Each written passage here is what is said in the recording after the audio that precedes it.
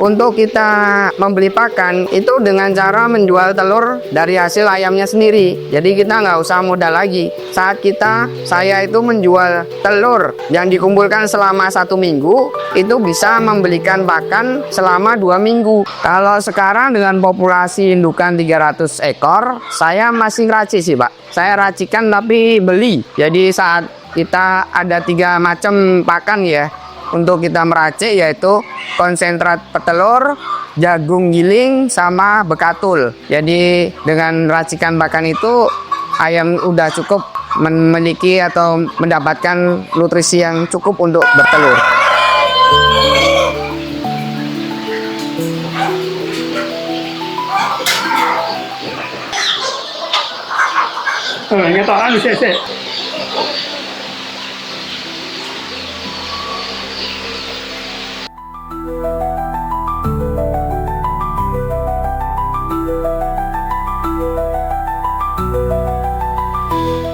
Perkenalkan, nama saya Azhar Anas. Kami dari Ragawi Farm. Saya sebagai pemilik dari peternakan Ragawi Farm yang beralamat di Niron, Pandowoharjo, Sleman, Yogyakarta. Di awal tahun 2013, saya mengawali dengan beternak ayam kampung secara konvensional, yaitu di pekarangan belakang rumah. Waktu itu di tahun 2014 saya mengembangkan, mencoba ke ranah ayam kampung yang baru familiar atau baru meningkat atau baru dikenal banyak masyarakat, yaitu ayam joper waktu itu ya, sampai tahun 2018. Dan ternyata banyak problem, banyak masalah di sana, masalah harga dan sebagainya. Kami berpindah lagi dan mengenal jenis baru yang dipromosikan atau diciptakan atau diteliti oleh pemerintah dari Balitnak, yaitu ayam KUB, Kambing Unggul Balit Bangtan. Dari tahun 2018 sampai saat ini kami masih mengembangkan dan menjaga supaya genetik dari ayam KUB masih terjaga dan bisa untuk dikembangkan oleh peternak-peternak pemula yang ingin belajar mengenai ayam kampung unggul Balit Bangtan ini. Sebenarnya saya tahun 2013 itu udah lulus kuliah. Di awal tahun saya mencoba ternak itu awalnya ya, mencoba ternak awalnya. Saya sambil mendaftar di sekolah-sekolah untuk bisa menjadi guru di sekolah tersebut. Di tahun 2014 saya diterima sebagai guru di sekolah menengah pertama di daerah Kabupaten Sleman. Dan dari itulah saya mempunyai 2 pekerjaan. Yang tadinya saya hanya beternak, tapi di tahun 2014 saya juga menjadi seorang guru sekolah menengah pertama. Dari situ saya beternak masih lanjut, mengajar juga lanjut. Jadi siklus kami di setiap harinya, dari setelah habis subuh, sholat subuh pagi, saya ke kandang untuk memberikan pakan, minum, memelihara ayam sampai jam 6:30 pagi. Saya kemudian mandi, sarapan, berangkat ke sekolah untuk mengajar sampai jam 3 sore.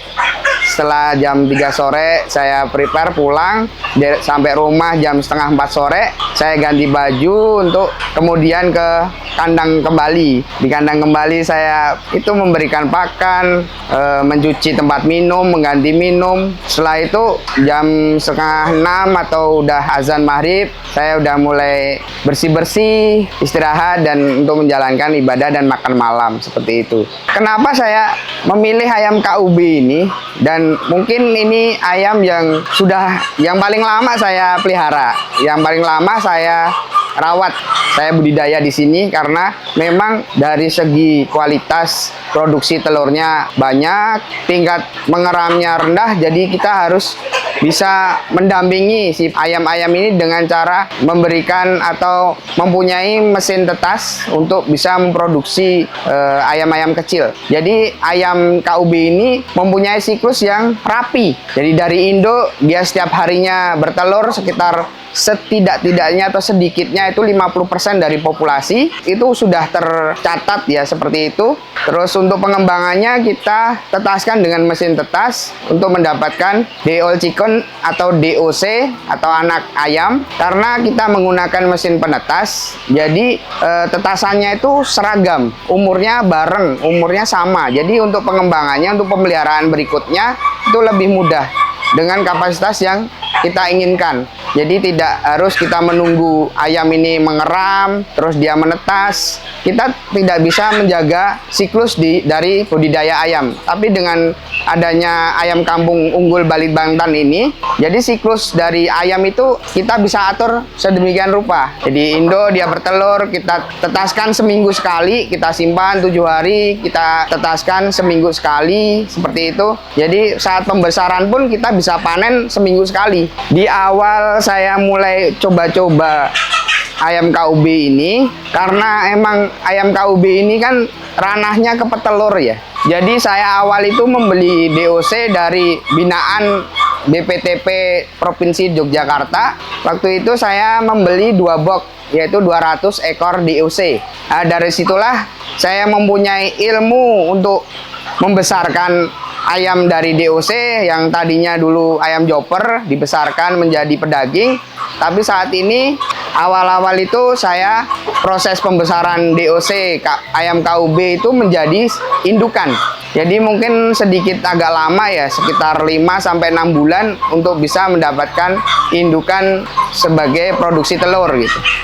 Jadi awalnya memang KUB ini ranahnya ke petelur, jadi saya membuat indukan sebagai produksi telur. Itu saat itu kita mempunyai indukan sekitar 80 ekor betina, 20 jantan. Dari situlah saya sudah bisa memproduksi telur dan mencari pasarnya secara rutin. Alhamdulillah sudah dapat. Saya hitung-hitung setiap minggunya, ternyata sistemnya seperti ini nggih. Jadi untuk kita membeli pakan itu dengan cara menjual telur dari hasil ayamnya sendiri. Jadi kita nggak usah modal lagi. Saat saya itu menjual telur yang dikumpulkan selama 1 minggu, itu bisa membelikan pakan selama 2 minggu. Jadi seperti itu siklusnya. Jadi saat 1 minggu kita jual telur, hasil dari penjualan telur kita belikan pakan, itu cukup untuk diberikan ayam atau untuk membeli pakan selama 2 minggu.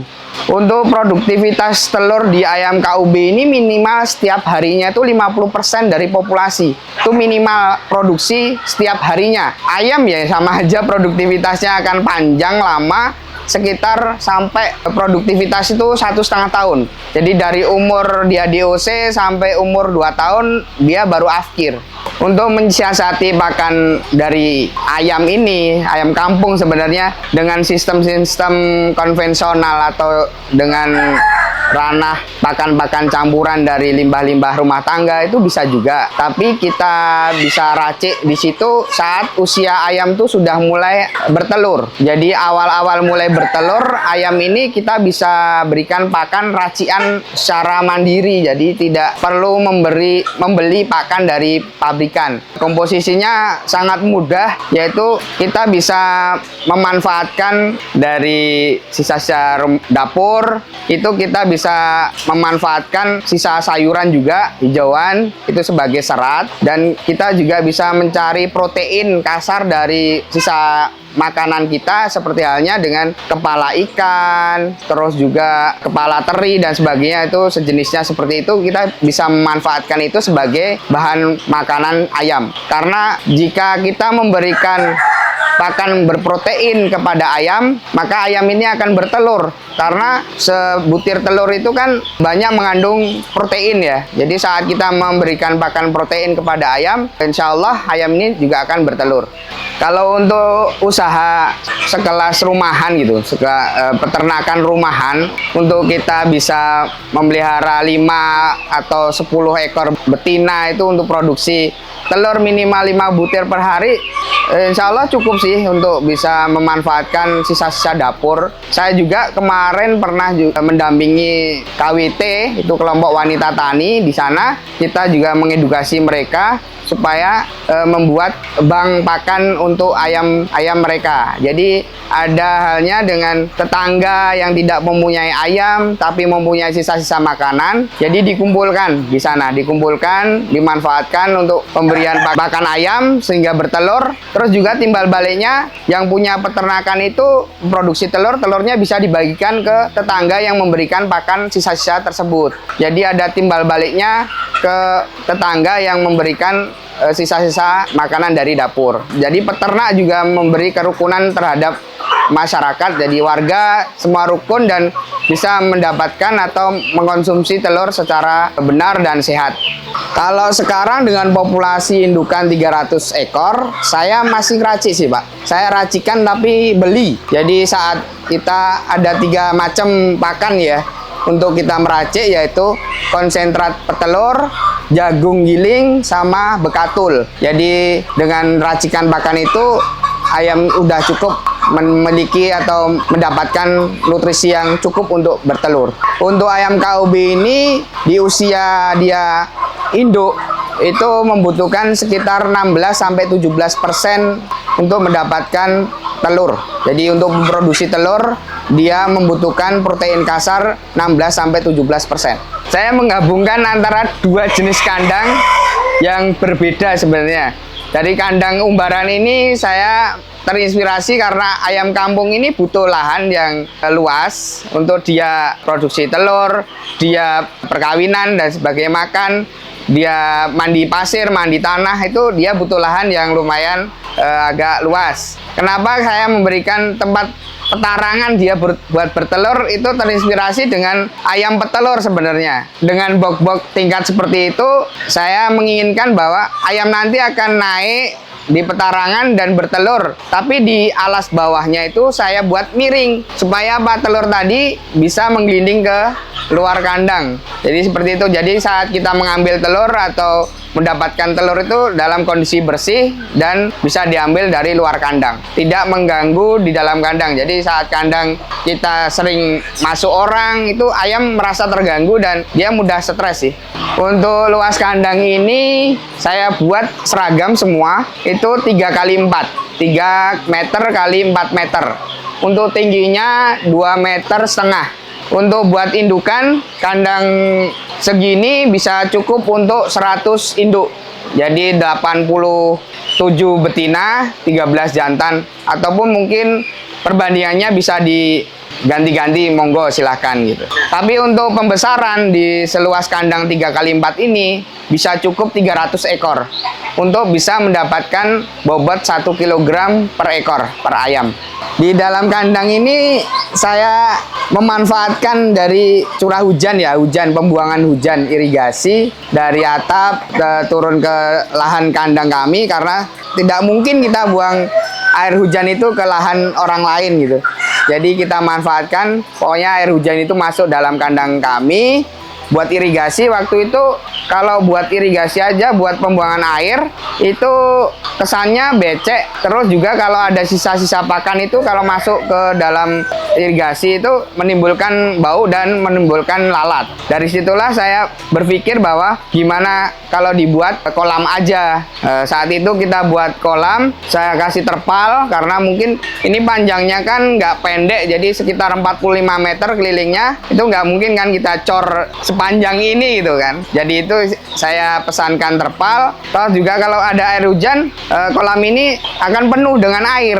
Mikirnya kalau pas banyak air menggenang seperti ini, banyak nyamuk, ternyata banyak nyamuk yang ada di kolam. Nah, dari situlah ya sudah kayak kasih ikan aja.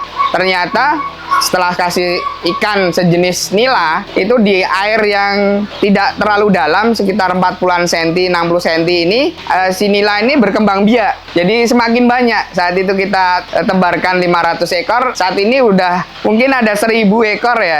Dia berkembang beranak pinak sendiri gitu. Terus juga pakannya alhamdulillahnya dari sisa-sisa yang jatuh-jatuh dari pakan ayam ini bisa dimasukkan ke kolam dan dimakan ikan, seperti itu. Jadi si kolam ini sebenarnya tidak untuk membuangan limbah kotoran ayam, tapi untuk membuang sisa-sisa pakan yang jatuh dari kandang ayam. Terus juga kemarin saya coba aplikasikan bahwa telur yang tidak menetas atau infertil kita tidak konsumsi untuk manusia. Jadi kita rebus, kita manfaatkan untuk pemberian makan di ikan. Untuk pemberian minum, karena ayam ini kan butuh minum yang banyak, kita mensiasatinya dengan cara, ini kan jenis minum yang dipakai untuk ayam broiler sebenarnya, karena lithium dia minumnya kan terus menerus dan kebutuhannya banyak. Kalau kita menggunakan galon kan masuk-masuk di dalam kandang, mengganggu aktivitas ayam dan sebagainya. Kita menggunakan jenis tempat minum atau sumber air minum nipple drinking, itu khusus buat ayam. Untuk mensiasati supaya terhindar dari virus dan bakteri dalam peternakan ayam, yang pertama itu masalah kebersihan. Mungkin kita mudah ya untuk memelihara ayam, kita kasih makan, kasih minum. Biasanya kan udah dari situ aja. Tapi ternyata ada hal yang paling penting di dalam budidaya ayam kampung ini terutama ya, itu masalah kebersihan.